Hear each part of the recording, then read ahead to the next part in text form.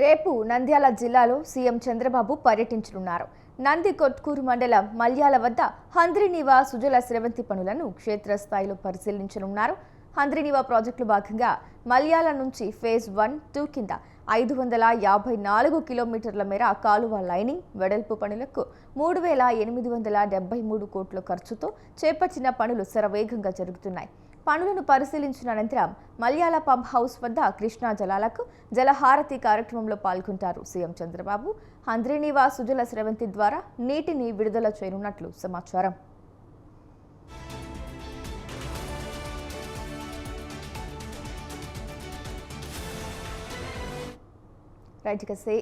ముఖ్యమంత్రి పర్యటన నేపథ్యంలో ఈఈ ప్రసాదరావు ఆధ్వర్యంలో ఇరిగేషన్ అధికారులు ఏర్పాట్లు చేస్తున్నారు. పోలీసులు భద్రతా చర్యలు చేపట్టారు. నంద్యాల జిల్లా కలెక్టర్ రాజకుమారి గడియా, జిల్లా ఎస్పీ అధిరాజ్ సింగ్, జిల్లా joint collector Vishnu Charan Teja, Nandikotkur MLA Gitta Jayasurya, Nandyal parliament TDP ఇన్ఛార్జి మాండ్ర శివానందరెడ్డి ఏర్పాట్లను పరిశీలించారు. మోటార్ పంపులను పరిశీలించి వాటి పనితీరును అడిగి తెలుసుకున్నారు. 2వ పంపు ద్వారా నీటిని వదిలి ట్రయల్ రన్ నిర్వహించారు. 6, 9 పంపుల ద్వారా నీటి విడుదలకు సిద్ధం చేస్తున్నట్లు అధికారులు కలెక్టర్కు వివరించారు. అనంతరం అల్లూరు గ్రామంలో ఏర్పాటు చేసిన హెలిప్యాడ్ను కలెక్టర్, ఎస్పీ పరిశీలించారు. అయితే ఈ అంశానికి సంబంధించి పూర్తి డీటెయిల్స్ మా కరెస్పాండెంట్ శ్రీనివాసులు ఫోన్ ద్వారా అందిస్తారు. చెప్పండి శ్రీనివాసులు.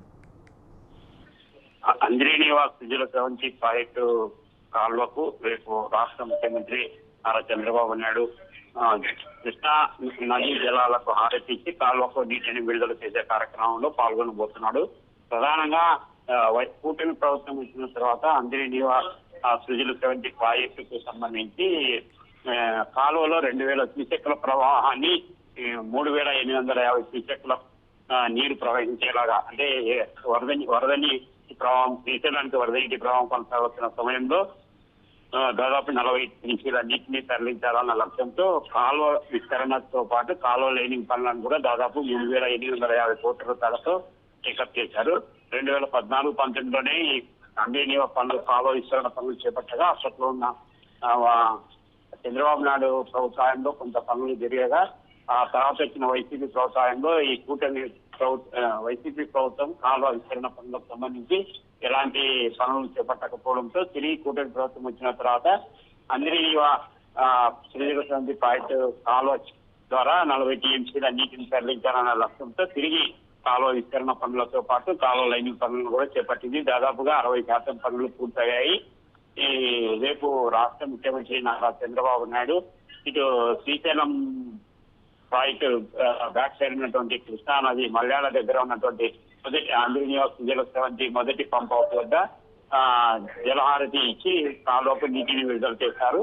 ఈ సందర్భంగా దాదాపుగా శ్రీశైలం ప్రాజెక్టుకు గత నెలలోనే వరద నీటి ప్రవాహం కొనసాగిన కాలువకు నీటి విడుదల మాత్రం కాస్త ఆలస్యమైందని చెప్పవచ్చు. ప్రధానంగా హంద్రీనీవా కాలువ విస్తరణ పనులు జరుగుతుండడంతోనే కాలువకు నీటి విడుదల కాస్త ఆలస్యమైంది.